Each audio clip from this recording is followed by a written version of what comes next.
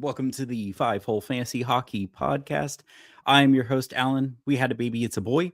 Hoping at least one person got that reference. But I am here solo with your shutdown shift, your preview of the weekend. Hopefully, help you shut down your opponent, lock in that W.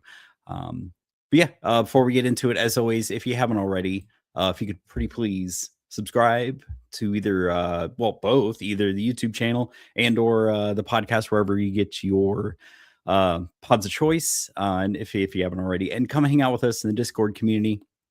Got like 2,700, 2,800, a million kajillion fantasy hockey connoisseurs in there, or you can follow follow us on Twitter.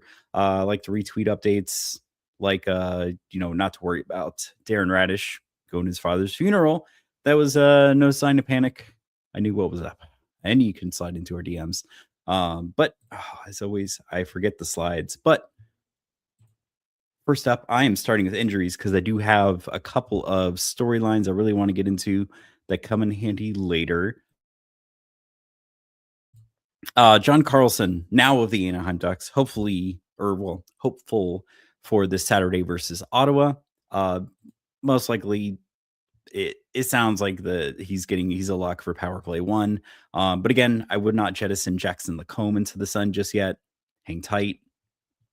Shane Gostisbehere, Carolina Hurricanes, expected to miss some time. Just go check on Alex Nikishin, 58% on there. Probably won't hang around very long. I know he was already over 50% before Gostisbehere went down. And then next up, kind of wishy-washy here.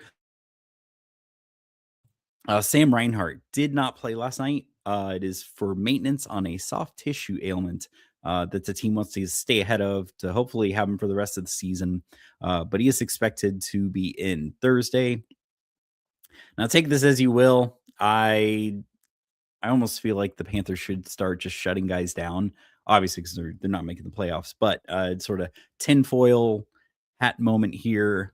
They are trying to, most likely they're trying to tank to make sure they get a top 10 pick, because that top 10 pick is protected from the Seth Jones trade. But as far as fantasy relevance goes here, power play one last night was Lindell, Sam Bennett, Matthew Tkachuk, Mackie Samoskevich, and Aaron Ekblad. Apparently, Aaron Ekblad's been on power play one for a minute.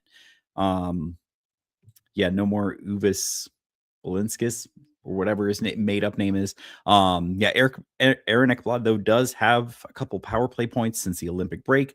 4 points in 7 games since the Olympics. If you're trying to replace, Shane Gostisbehere and Nikishin's taken, but you need that power play one defenseman. Aaron Ekblad most likely out there. Next up, Jake Sanderson, Ottawa Senators. He has been downgraded, updated. It's not good either way. Updated to week with an upper body injury. Thomas Chabot, he's only climbed to 57% since Sanderson went down. Definitely worth checking, especially this week. They do have Sunday, one of those rare off days this week. And then also actually my notes are in a different order here. But next up, Connor Ingram left last night's game versus the Avs after Nathan McKinnon collided with him. The headline makes you want to blame McKinnon here, but really, Darnell Nurse, what are you doing? But yeah, that was definitely not completely McKinnon's fault there. Tristan Jarry came in. The Oilers did win the game. I mean, we'll see if this translates. I personally am done with Oilers goalies, period. I streamed Ingram not that long ago while Gibson was in and out of the lineup. Never again. Done for the rest of the season. And then lastly here, Brad Marchand out for, quote, weeks, they're saying, with a lower body injury. It could require surgery. Once again, glad I traded him while he was, even though he's been point per game this season, glad I traded him. I kind of foresaw him slowing down the second half / old father time catching up to him. But if you are looking for a nice replacement, I mean, yeah, you could probably get Evan Rodriguez or Mackie Samoskevich. on the Panthers, but I think this will transition nicely into headlines. Uh, but I would rather pick up this next player here, who I have, yeah, all three leagues I'm in. I have picked up this player, Alexi Lafreniere, 25% owned. He is no laughing matter. He has 9 points, and he's only 25% owned, but he has 9 points in his last 5, including a hat trick last night. Now, New York, they play Thursday, Saturday this week at their good schedule, depending on when your playoffs are. Hasn't quite kicked in yet, but they do play Monday, Wednesday, Thursday, Sunday next week. Since the Olympic break, he's only played 2 15-minute games, but he's been since then 18 to 20 minutes a night. That's like top line superstar time. Well, unless you're McDavid Draisaitl and you play like 25 minutes a night. He's only had one game since the Olympics with less than 60% power play share. And yes, his shooting percent in the last few games is a little suspect, but the quality of his opportunities has improved. And this is why I feel like he is not just a flash in the pan here. His high danger chance involvement has trended up. In the last 3 weeks, he's gone from about a 0.5 individual high danger chance per game to 1 individual high. So it's pushing his expected goals per 60 up. And for reference here, point/perimeter shot, average conversion rates like 2 to 4%, medium danger chances 6 to 10%, but high danger, you jump up to 20 to 30%. So 30% still doesn't sound like a lot, but I feel like anyone who's played any of the Fire Emblem games can tell you 30% is no joke. So yes, I would say while this guy's available, especially if your playoffs are, weeks 21 and 23, this guy shouldn't be out on the wire. But next up here, Nick Schmaltz, nice little piece of business for Utah. He did re-sign with the club today for 8-year, $8 million AAV contract. That's going to age so beautifully, especially with the cap set to go up, supposedly as much as it will in the next few years. And interestingly enough, he may stick around at center. And he said in an interview recently that he actually prefers playing center. He doesn't like playing wing as much. So yeah, we may see him stick around in center there, and then now you have Schmaltz, Cooley down the middle there, 1-2 punch. But another group of players I wanted to get into, that St. Louis Blues top line. I know they're not playing for playoffs. That line's on fire. They are fuego incarnate. You got Jimmy Snuggerud, 7 points in his last 3. Rob Thomas, 12 points in his last 7. Dylan Holloway, 6 points in his last 4. A couple of nice things I like here. Dylan Holloway, 23 shots in his last 7 games. So he's getting about 3 shots a game, which I like for any sort of medium long-term hold. And Rob Tom, yes, I know the original Taxi Squad days. Craig always used to say that their offense is a mirage, an illusion. And yes, Rob Tom, he always runs hot in that shooting percentage, but he's more always the assist guy. And yeah, because he's a lot of seasons been lucky to hit like 20 goals, but he'll have like 60 plus assists. But his IPP is right in line for him. So this is very sustainable. So they only have 2 games next week, but these could be longer term holds, especially if you play all the way to the end of the season. But yeah, looking at recent performance here. Yeah, I've just compared to the average top 6 line. I mean, they're 5 to 10% more in a Corsi 4 percentage, 8 to 10% more expected goals percentage, which means that the goals scored, while they're on line, while they're on the ice, kind of tip more in their favor than the other team. High danger chances, which is the money, like I just said. They're right now running at 60 to 65%, whereas the typical NHL top line or top 6 line is 50 to 52. Their goals for a whole goal / goal and a half higher. They're 3.5 to 4 per 60 right now, and then typical NHL top 6 line is about 2.5, and then their expected goals per 60, that famous expected. They're running 3 right now, and the average top 6 line is 2.4. So yeah, for every 10 high danger chances while they're in the ice, the Blues are, well, this line specifically, Blues are creating about 67 chances. Their opponents are getting 3 to 4. But yeah, it's a snuggered 11% owned. Dylan Holloway, just go check 55%. I know Rob Tom, he's probably taken in about 4 out of 5 leagues, but just go check. Especially if you have no utility slots, because center only. Sometimes those guys fall off the wagon and they're hanging out there. And then next up, looking at the weekend ahead. So Thursday, Friday, Sunday, there's only 2 teams here that play this schedule. And teams I went over at the beginning of the week: Edmonton, St. Louis. Edmonton, not much to say here other than I feel like Vasily Podkolzin and Jack Roslovic. They're both on line 2 at Draisaitl. Podkolzin, especially in a categories league or a bangers league where those hits are worth something to you, I would say he's the guy to go for. Jack Roslovic, about 2 shots a game, but he did get a goal in that last game against the Avs. But St. Louis looks like, besides the 3 guys I just talked about here, it looks like Cam Fowler, is out on both power play units. You got Philip Broberg and Logan Mailloux both getting power play time. Either one of those guys are going to be widely available for you. And then, Rob Tom, 78%, Dylan Holloway, 55%, Kyrou, 52%. And then from then down, pretty much everyone's available. But Thursday, Saturday, Sunday, probably going to be some hard teams to get into your lineup. But Anaheim, just go check on Beckett Senek. But I still think Chris Kreider is probably the grab here. But Minnesota, Zuccarello, line 1, power play 1 guy, only 26% owned.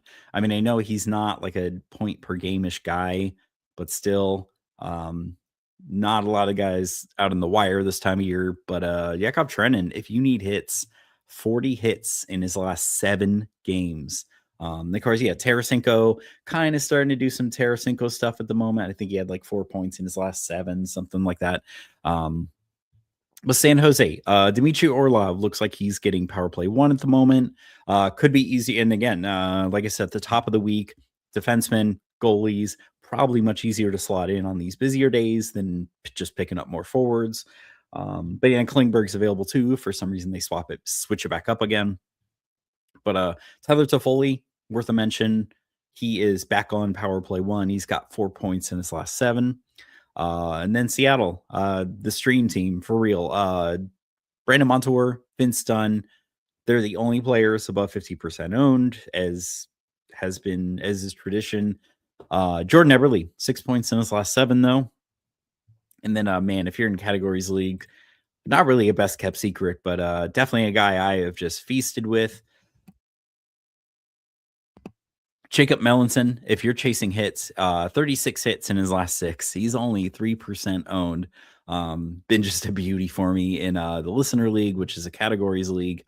Eli Tovanen, not as much scoring there on the multi-cap monster aspect of things, but he is still giving, he's only got 1 point in his last 7, but he's still giving you about 2 shots and about 3 hits a game.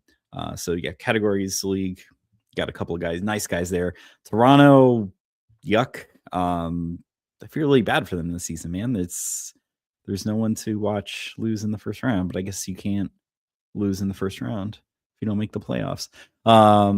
Dakota Joshua, Simone Benoit, if you need hits. Matthias Michelli is probably the only points play here, legitimate points play. He's got 5 points in his last 8, but he really hasn't been shooting enough to really kind of sound the alarm here. But worth noting here, Toronto does have the worst goals for per game since returning from the Olympics, 1.88. So not even 2 goals a game. Winnipeg, again, not a team I'm really excited for in terms of offense here, but it does worth noting. It does look like Cole Perfetti back on power play 1 again. He's 18%. IL Follow is getting line 1. They're mixing those same 2 guys up. I don't know. I think they just need to give Isaac Rosen a little bit of a run. And I saw he was getting power play 2.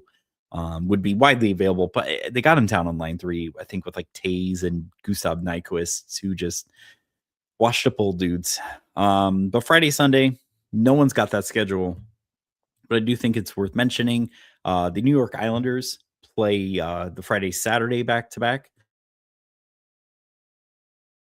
And then Florida, Montreal, Nashville, and Ottawa play Saturday, Sunday back to backs. But goalie streams, looking at goalie streams, because again, like I said, these guys are probably easier to fit in if you want to try to get them in on Saturday. But LA, or yeah, Friday, Saturday, you got first off, you got LA. They're at the Isles, at the Devils. I was checking out my notes, and then this next guy here, New York Islanders, David Riddick. Let's see one of these starts. Both Riddick and Forsberg have been kind of bum lately. I'm not sure the value is here for either of these goalies, but if I was going to start one, I do feel like give me Forsberg versus the Devils, Riddick versus Calgary, either one of those two. Yeah, especially someone just shouted out Calgary. I forget who it was the other night. But Saturday, Sunday back to backs. You got a few choices here. Anaheim, that's a pass. I mean, Huso's last 2 starts have been quality starts, but he beat, they're playing at Ottawa, at Montreal. They're one of those two teams, Ottawa and Montreal, are top 10 in goals for per game at the moment. Since the Olympic break. I don't know if that's smart. Start at your own risk. Minnesota here could be a little value. They play versus they're home and home versus the Rangers and the Leafs. Now, Jesper Wallsted's ownership has fallen off quite a bit because I mean he had a rough stretch there, but looks like his last like 2-3 games have been much better. But he's fallen into just go check territory, 52%. You can't hate that. Definitely pick him up and run if someone has dropped him.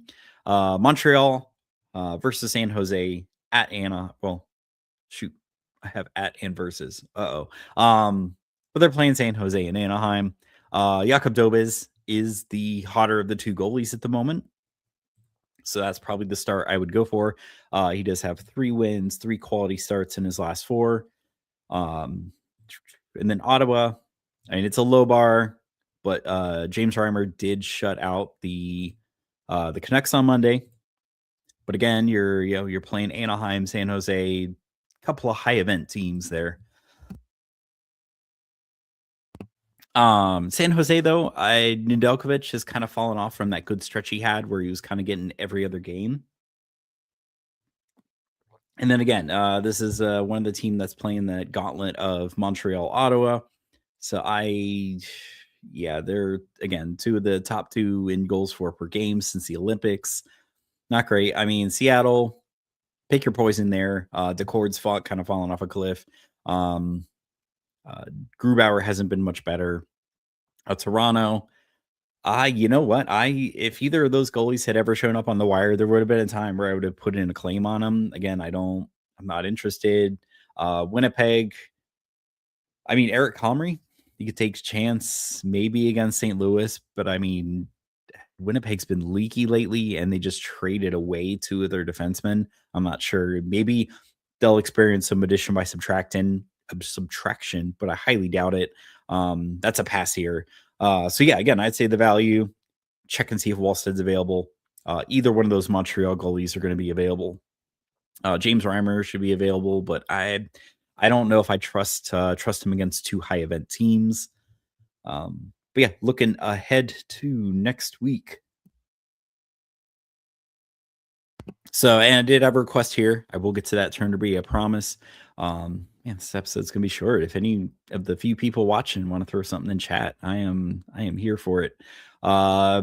Best schedules. You got 4 games, 3 off nights. You got 2 teams here, Calgary and Colorado. And then I think a sneaky team here. Well, actually, there's 2 of them. Well, yeah, one on paper. 3 games, 3 off nights. You got Jersey. They do have a few streaming options, but worth noting here. Next week on Sunday has 9 games, so it is not considered an off night. But I bet odds are a lot of these guys that do play on Sunday will be able to fit them in, like Colorado. I actually Calgary and Colorado have the same schedule: Monday, Wednesday, Friday, Sunday. So odds are, if you pick up one of those guys, you can fit them into your schedule. But worst schedules, like I mentioned at the top of the show, St. Louis, 2 games, 1 off night. And then I had a request here for kind of the schedules I like, the teams that probably have like easier opponents, better matchups. So, and this doesn't account for like number of games, off nights. Uh, but the schedules I like: Tampa, and that's not homerism. They play Seattle, Vancouver, Edmonton, Calgary. Definitely, 3 of those 4 teams probably not making the playoffs. Um, Willie or some goals will probably be had there, because they remember how to score now. They just don't remember how to play defense. New York Rangers. This is where their nice schedule starts. They play L.A., New Jersey, Columbus, and Winnipeg. And I mean, even Winnipeg, even with Hellebuck and net, just what disappointment Hellebuck's been for me this year. I thought I'd be just set taking them early, and then be able to take other goalies, ride other goalies on the wire, but not have to worry about it too much. Buffalo, I like too. Plus, they're just I don't know what's better than a wagon. They're just I don't know a Winnebago. They're just rolling. Vegas, San Jose, LA, Anaheim. Especially while LA and Vegas both just trying to figure it out right now. Like Vegas really maybe should have traded for a goalie. I don't know what's up with Aiden Hill, if he's still working through some kind of injury, but none of their goalies have really been stellar, or like guys that you never question, like, should I drop it for, to stall or Bussy earlier in the season. But yeah, I feel like all those teams definitely gonna land some goals, especially against Buffalo, man. Especially because it sounds like their guys they traded for just got their visas, so they should be in soon. Yeah, man, in the listener league, UPL was on the wire. Holy shit, I'm glad I picked him up. But yeah, man, that is gotta add myself back to the stage there for the visual people. Yeah, that was all I had. I don't have any questions in chat, so this will be an extra short episode.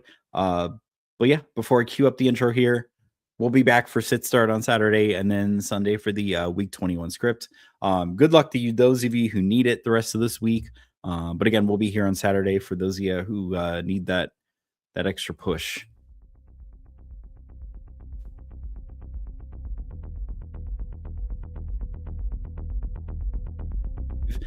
Thanks everyone listening wherever you're at. Take care of yourselves and each other.